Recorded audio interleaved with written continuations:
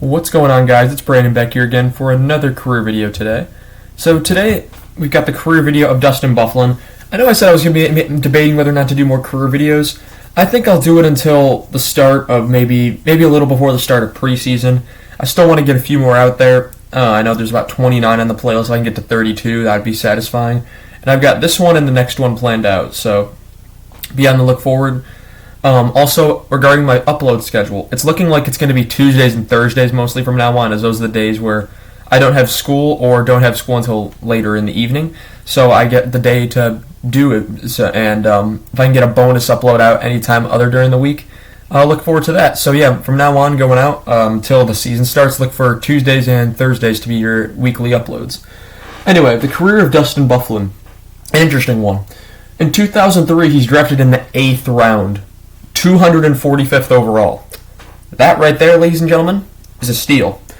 And he's drafted by Chicago at that spot. He doesn't make his debut until 2005-06. He plays 25 games with the Hawks, 3 goals, 2 assists, 5 points, 24 penalty minutes. I thought it was important to include penalty minutes with Byfuglien. No playoffs for Chicago that year. 2006-2007, he only plays 9 games. He spends most of it with in the AHL. He played the first 2 seasons in Norfolk, and then Hawks got Rockford as their new minor league affiliate, so he ends up in Rockford that year. 9 games played, 1 goal, 2 assists, 3 points, 10 penalty minutes, no playoffs for the Hawks that year. And you could see that there's some offensive upside here. He's got 8 points in his first 34 games as a defenseman. And this is a defenseman unlike any other. He's a big guy, and he can handle the puck. So you don't really see many big guys who can handle the puck like Byfuglien could. And he was playing defenseman for the majority of his time. That's the thing. 2007-2008, he plays 67 games, 19 goals in those 67 games as a defenseman. However, he is starting to get some forward time. With the Hawks, Byfuglien was given the chance to play up front. He would play on the and in the first few seasons he'd play on the bottom 6, but he would rise his way through the lineup at forward. 19 goals, 17 assists, 36 points for him that year, which was a career high at that point. 59 penalty minutes that season. 2008-2009, he plays 77 games, 15 goals, 16 assists, 31 points, 81 penalty minutes, and in the playoffs, he makes his playoff debut. 17 games played as the Hawks go all the way to the conference final, 3 goals, 6 assists, 9 points, 26 penalty minutes.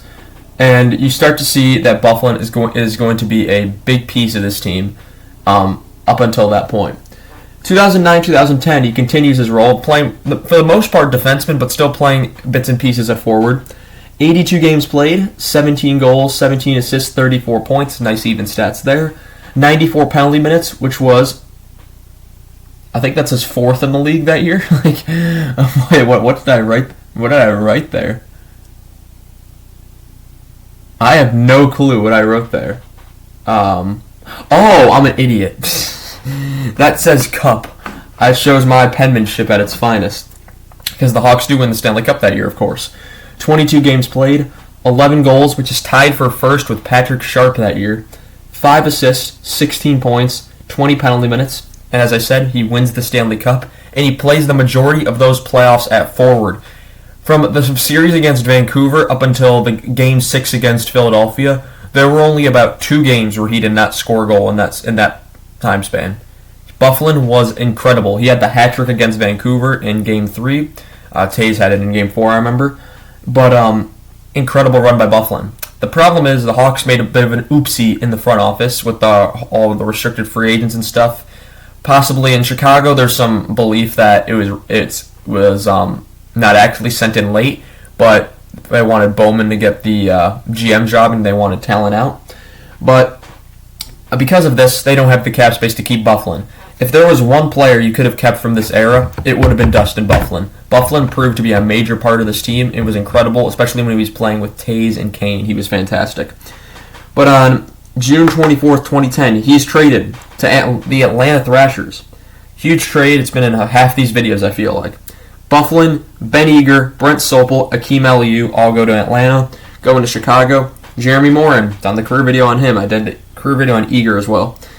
Joey Crabb, Marty Resner, a 2010 first which became Kevin Hayes. Everyone knows how much I love Kevin Hayes. And a 2010 second round pick which would become Justin Hall, who clearly got moved to Toronto at some point.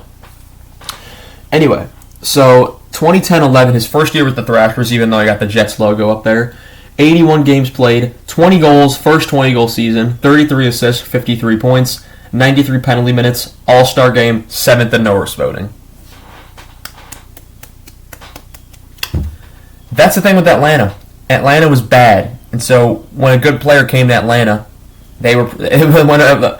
Byfuglien was a star immediately as soon as he walked in that dressing room. Along with, you had Ladd that started as the captain, you had Byfuglien, you had Eager, who would be traded to San Jose, you had Sopel, who would be traded to Montreal. But a lot of those Hawks from that 2010 team ended up in Atlanta after that season, and they still were bad, which is very interesting, because Ladd and Byfuglien were two key pieces, and they still, it didn't work, and that would be the last season they were in Atlanta, so at least they went out with a Norris-caliber defenseman. Surprised Byfuglien didn't get as much recognition as he did for the Norris, to be honest. But yeah, no playoffs for Atlanta if that wasn't obvious. 2011-12, the first year in Winnipeg, however, still in the Southeast Division. 66 games played, 12 goals. Jeez, I felt like something in my throat there. 41 assists, 53 points. So back-to-back 53-point seasons, 72 penalty minutes, no playoffs for the Jets that year. 2012-13, 43 games played in the lockout-shortened season, 8 goals, 20 assists, 28 points, 34 penalty minutes. Oh, and by the way, he'd been playing defense for this entire time. He never would play forward again after he left Chicago. He continued on with defense, and he was putting up those totals. 2013-14, 78 games played, 20 goals again, 36 assists, 56 points, a new career high up to that point. It would be his career high throughout his career, I believe. Yes, it is. And that'd be 86 penalty minutes that year as well. No playoffs for the Jets, because the Jets are the Jets. At this point, the Jets meaning the Jets is a completely different thing than now. 2014-15, 69 games played, 18 goals, 27 assists, 45 points. 124 penalty minutes, a big bump, and that is he's 7th in the league that year in penalty minutes. All-Star game, 4 games played in the playoffs as the Jets are swept in the first round by the Anaheim Ducks. Yep, the Jets finally make the playoffs as the second wild card, and they're gone. I remember that series. They got absolutely destroyed. And I remember when Stepniak scored the goal in Game 4, and it looked like, okay, maybe the Jets can get one out here, and nope. Byfuglien has no goals, 1 assist, 1 point, 4 penalty minutes.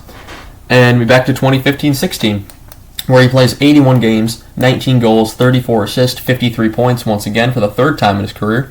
119 penalty minutes, which is 8th in the league that year. Plays in the All-Star game again. It's funny because it's over a decade since he's been drafted, and he's still putting up these point totals, which is pretty good for a defenseman. No games played in the playoffs that year as the Jets fail to qualify once again. 2016-17, 80 games played, 13 goals, 39 assists, 52 points, 117 penalty minutes, which is 7th in the league that year.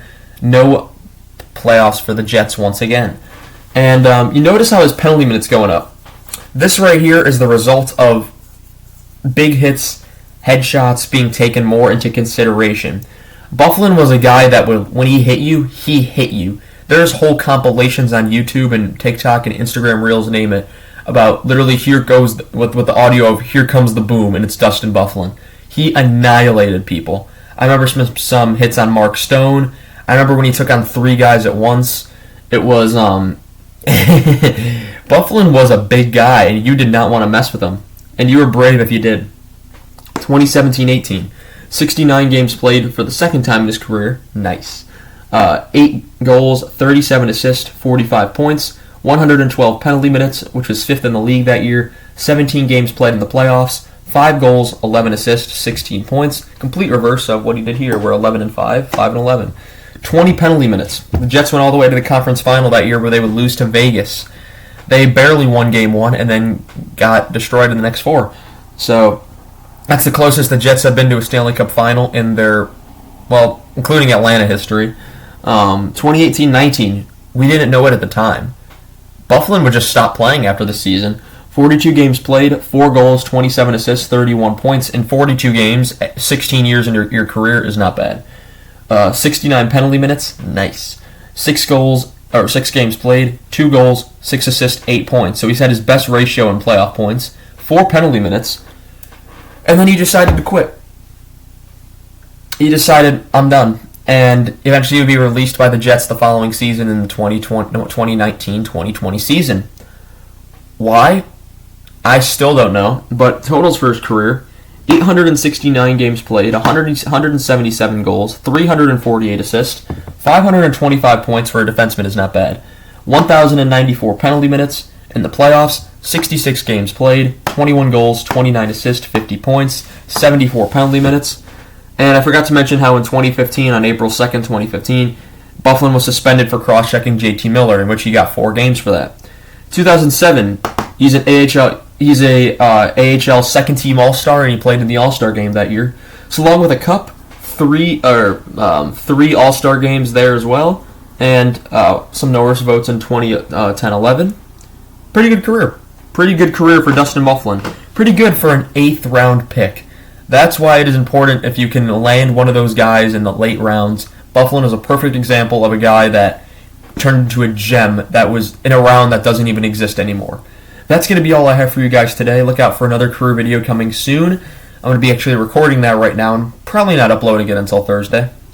So I want to thank you guys so much for watching here, and I shall see you guys in the next one. And tell me down below what you thought of Dustin Byfuglien as a player. Thank you guys for watching once again. See you next time.